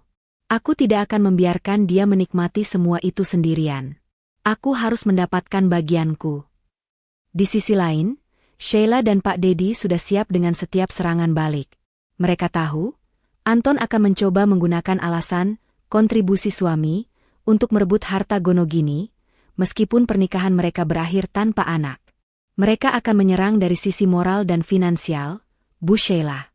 Mereka akan bilang ibu terlalu sibuk dan Anton adalah suami yang mengurus rumah, ujar Pak Dedi di ruang kerjanya. Sheila tersenyum dingin. Aku sudah menyiapkan bukti untuk mematahkan setiap argumen mereka, Pak Dedi. Dan untuk harta, aku punya kejutan. Persidangan perceraian dimulai dengan suasana tegang. Pengacara Anton, MRX, memulai serangan pertamanya dengan percaya diri. Yang mulia, kami mengakui ada kesalahan moral, namun ini adalah masalah pembagian harta Gonogini. Klien kami, Anton, adalah suami sah yang mendampingi Sheila selama 5 tahun. Meskipun rumah ini atas nama Sheila, Anton berkontribusi besar dalam renovasi interior, membeli perabotan mahal, dan mengelola rumah. Kami meminta 50% dari nilai rumah dan semua aset bersama, kata MRX. Pak Dedi berdiri. Keberatan, Yang mulia. Klien kami siap mematahkan argumen kontribusi tersebut. Sheila memberikan isyarat, dan Pak Dedi memproyeksikan beberapa dokumen. Dokumen itu menunjukkan semua tagihan pembelian perabotan, barang elektronik mewah, hingga biaya renovasi, yang semuanya dibayar penuh dari rekening pribadi Sheila, tanpa dicampur dengan rekening Anton. Bahkan, ada bukti transfer dana rutin dari rekening Sheila ke rekening Anton yang dilabeli, uang saku bulanan. Yang mulia, dari bukti ini jelas bahwa yang disebut kontribusi, Anton adalah menerima uang saku dari istri dan menggunakannya untuk membeli barang yang pada akhirnya dibayar kembali oleh Nyonya Sheila. Kontribusi Anton hanyalah fisik, yang seharusnya dilakukan oleh asisten rumah tangga, bukan suami, ujar Pak Dedi tegas. MRX terdiam, wajahnya merah padam. Serangan pertama Anton gagal total. MRX mencoba menyerang dari sisi moral. Kami memiliki bukti bahwa Nyonya Sheila adalah istri yang dingin, terlalu fokus pada karir, dan sering meninggalkan rumah berbulan-bulan, menyebabkan klien kami, Anton, merasa diabaikan dan tertekan. Sheila yang selama ini tenang, kini berdiri sendiri. Yang mulia, saya ingin mengajukan kesaksian pribadi. Sheila menatap lurus ke arah Anton. Aku meninggalkan rumah bukan untuk bersenang-senang, Anton. Aku meninggalkan rumah untuk menjalankan dinas yang uangnya kuberikan padamu. Dan aku tidak pernah mengabaikanmu. Aku selalu berusaha kembali saat ulang tahunmu, saat Natal, atau saat kau sakit. Tapi, apa balasanmu? Sheila meminta Pak Dedi memutar rekaman suara. Itu adalah rekaman telepon antara Anton dan Siska, di mana Anton dengan kasar menolak kunjungan Sheila saat dinas, dengan alasan ia sedang sibuk berpesta. Aku tidak sibuk bekerja, Anton, Aku sibuk mencari nafkah untuk membiayai gaya hidup mewahmu, ibumu, dan adikmu. Aku mengabaikanmu karena kau yang memintanya, agar kau leluasa berpesta dan merencanakan kejahatan terhadapku dan ibuku. Air mata mulai mengalir di pipi Sheila. Itu bukan air mata kesedihan, melainkan amarah. Yang mulia, ini adalah bukti pengkhianatan emosional dan penipuan. Klien kami sudah memberikan segalanya, dan yang ia dapatkan hanyalah rencana jahat untuk membuat ibunya sakit, dirinya gila, dan asetnya dikuasai, tutup Sheila. Hakim terlihat terkejut dengan semua bukti yang disajikan. Tuntutan MRX untuk pembagian harta langsung ditolak mentah-mentah. Sementara sidang perceraian berjalan, di sidang pidana, Luna mencoba memainkan kartu as terakhirnya. Luna yang sudah putus asa berteriak di depan hakim, mencoba mengalihkan kesalahan. Yang mulia, saya minta ampun. Semua ini adalah ide Anton. Dia yang memalsukan tanda tangan. Dia yang mencuri. Dia yang ingin menjual rumah itu. Siska dan saya hanya menuruti anak kami. Kami hanya korban. Luna bahkan tidak ragu mengorbankan Anton agar ia dan Siska terbebas. Siska yang ketakutan ikut mengamini. Iya, yang mulia. Kakak Anton yang menyuruh kami membuat Ibu Mirna tidak nyaman. Kami diancam olehnya, isak Siska. Anton terkejut mendengar pengkhianatan dari ibu dan adiknya sendiri. Ia berteriak histeris, menyadari bahwa ia kini sendirian dan dikorbankan. Kalian pembohong. Ibu, kau yang merencanakan semuanya. Kau yang suruh aku mencuri. Kau yang suruh aku memalsukan tanda tangan. Teriak Anton, matanya merah. Ruangan sidang menjadi ricuh. Momen, sidang keluarga, ini menjadi bukti nyata bahwa niat jahat mereka tidak hanya tertuju pada Sheila, tetapi juga pada satu sama lain. Kepercayaan di antara mereka sudah hancur total. Pak Dedi berbisik pada Sheila. Strategi mereka adalah menyelamatkan diri sendiri, Bu Sheila. Ini justru memperkuat tuntutan pidana kita. Mereka mengakui semua rencana jahat itu, hanya saja saling menyalahkan eksekusi. Di akhir persidangan hari itu, hakim memutuskan. Gugatan cerai Sheila dikabulkan sepenuhnya. Anton dinyatakan bersalah atas pengkhianatan dan penipuan. Semua aset pribadi Anton disita sebagai kompensasi kerugian Ibu Mirna dan Sheila. Anton tidak mendapatkan sepeser pun harta gonogini. Luna, Anton, dan Siska akan menghadapi tuntutan pidana berat atas percobaan penculikan dan penipuan bank. Sheila berdiri di koridor pengadilan, melihat Anton, Luna, dan Siska digiring kembali ke tahanan. Wajah mereka dipenuhi keputusasaan, saling mengumpat, dan menyalahkan satu sama lain. Ia meraih telepon dan menghubungi Ibu Mirna. Ibu, sudah selesai. Aku menang. Aku tidak akan pernah lagi disebut istri dari Anton. Dan mereka tidak akan pernah bisa menyentuh harta ibu, kata Sheila, suaranya lega. Alhamdulillah, nak, ibu bangga padamu, jawab Ibu Mirna dari seberang, suaranya dipenuhi haru. Niat jahat Anton, Luna, dan Siska untuk menjadi kaya dari penderitaan Sheila dan Ibu Mirna telah berbalik menjadi kehancuran total bagi mereka sendiri. Kemenangan di persidangan perceraian hanyalah permulaan. Sheila tahu, untuk mendapatkan kedamaian sejati bagi dirinya dan Ibu Mirna, ia harus memastikan Anton, Luna, dan Siska mendapatkan hukuman pidana yang setimpal. Jika mereka hanya kehilangan uang, mereka bisa saja kembali dengan niat jahat lainnya. Pagi itu, di kantornya yang mewah, Sheila bertemu dengan Pak Dedi. Di meja mereka terhampar laporan tebal tentang pinjaman bank palsu atas nama Ibu Mirna dan transfer dana gelap ke luar negeri. Pak Dedi, kita harus bergerak cepat. Pengadilan pidana akan dimulai dalam 2 minggu. Aku ingin kasus ini selesai sebelum akhir bulan.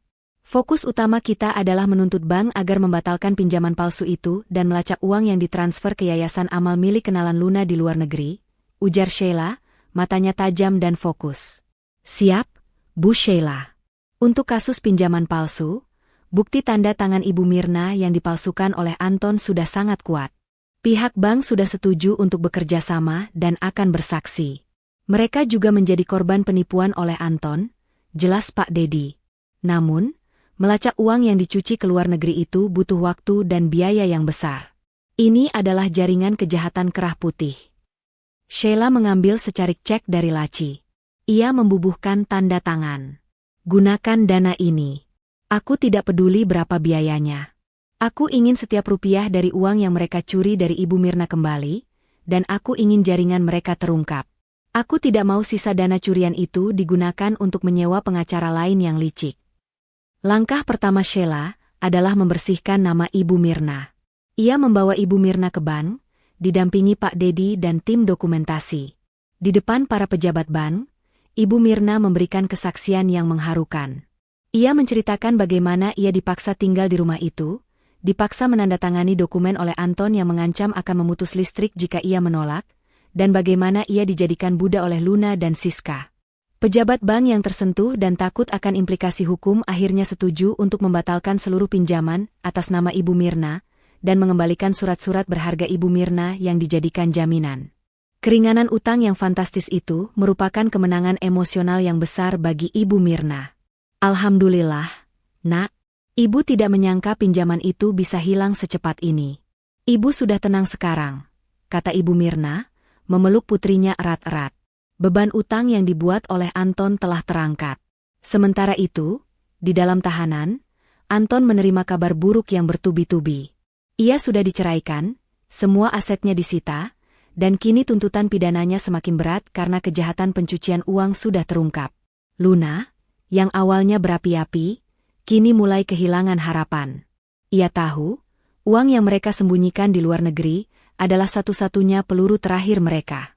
Anton, kau harus berbuat sesuatu. Uang itu tidak boleh diambil Sheila. Uang itu adalah jaminan kita untuk hidup setelah keluar dari sini, teriak Luna pada Anton saat jam besuk. Anton hanya bisa meratap. Kita sudah tamat, Bu. Sheila pasti sudah melacaknya. Dia terlalu kuat. Aku menyesal.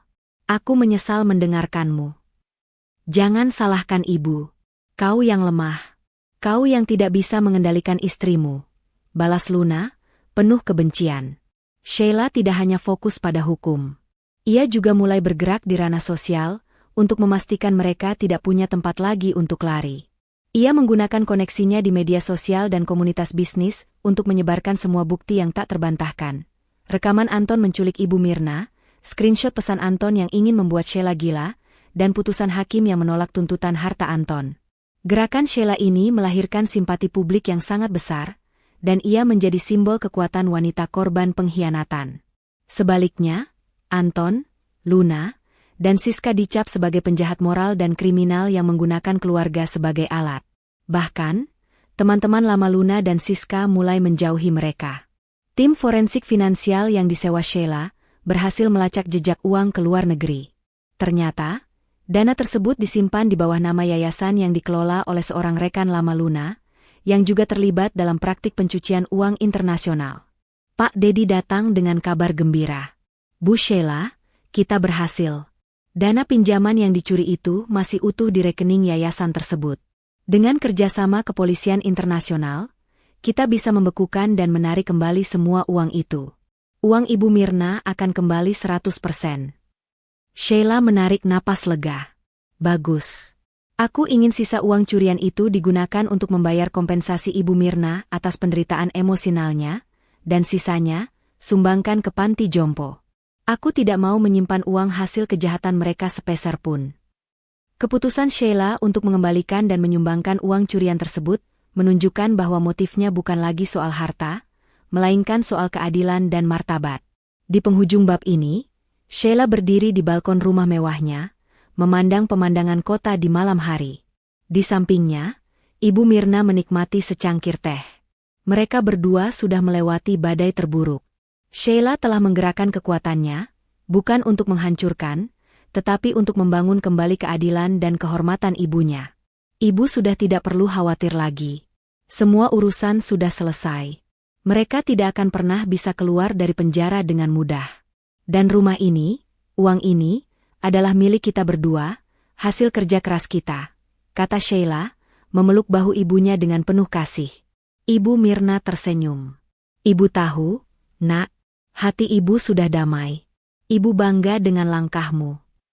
Semua langkah Sheila, mulai dari mencabut pinjaman palsu hingga menyita dan melacak uang curian, telah memastikan bahwa Anton, Luna, dan Siska kini benar-benar tidak memiliki sisa apapun untuk bertahan hidup.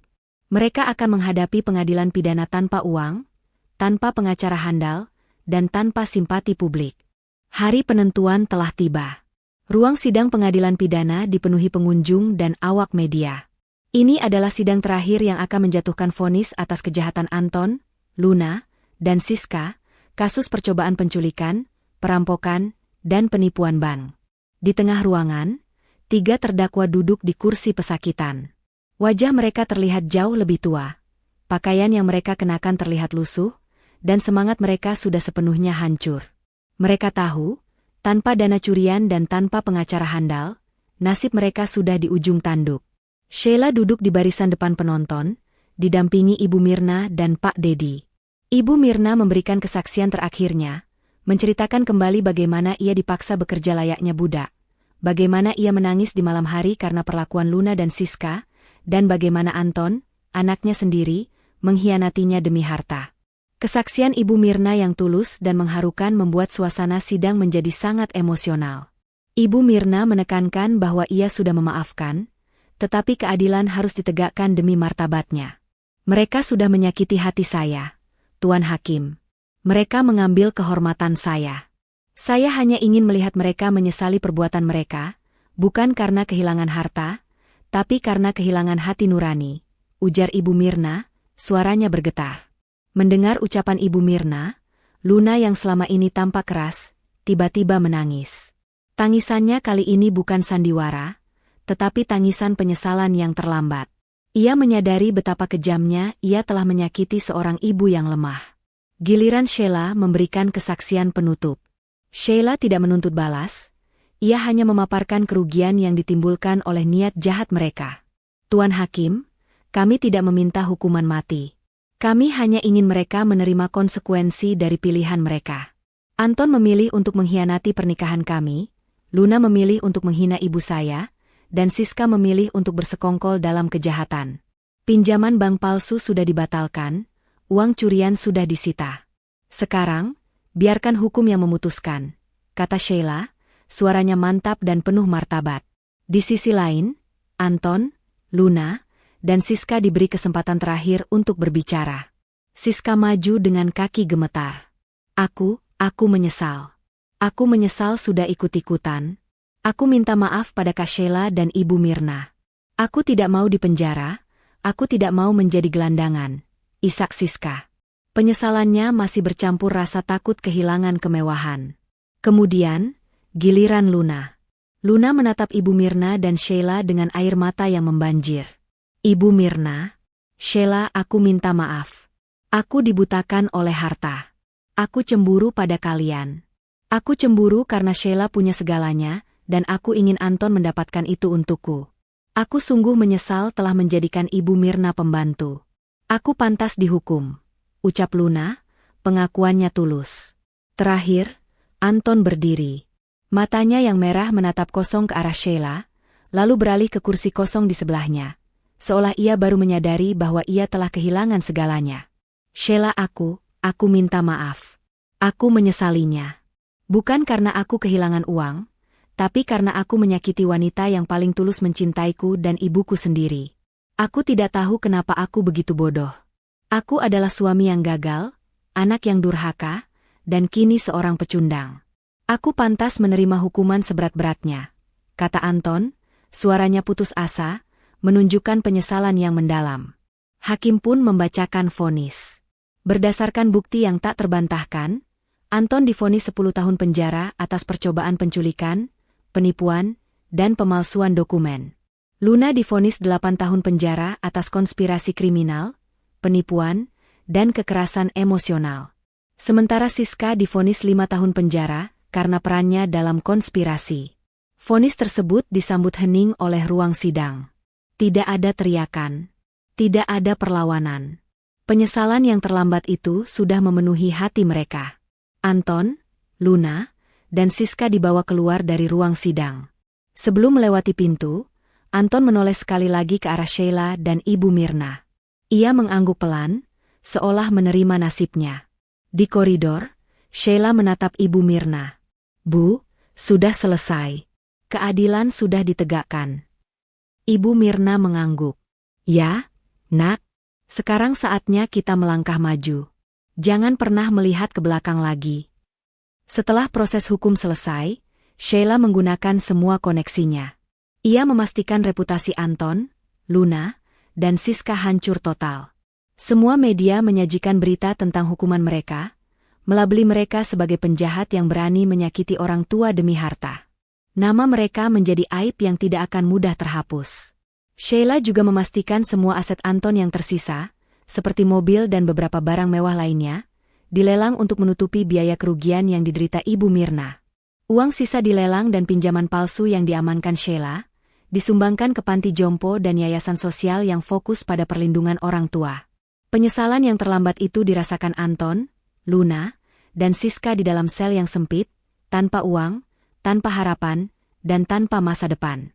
Mereka baru menyadari bahwa harga sebuah kemewahan yang dicuri adalah kehilangan segalanya yang berharga dalam hidup mereka. Kebebasan, keluarga, dan kehormatan. 1 tahun berlalu sejak vonis dijatuhkan. Bagi Sheila, tahun itu adalah awal dari kebangkitan dan kedamaian. Ia benar-benar memulai hidup yang baru. Ia dan Ibu Mirna menghabiskan waktu dengan tenang di rumah mewah itu, yang kini terasa penuh cinta dan kehormatan. Ibu Mirna pulih sepenuhnya, kesehatannya membaik drastis, dan ia kembali menekuni hobinya memasak dan berkebun, ditemani tawa putrinya. Sheila, didukung penuh oleh Ibu Mirna, fokus mengembangkan perusahaannya. Dengan reputasi yang bersih dan kisah perjuangannya yang menginspirasi, bisnisnya melonjak pesat. Ia menjadi ikon wanita mandiri yang berani melawan ketidakadilan.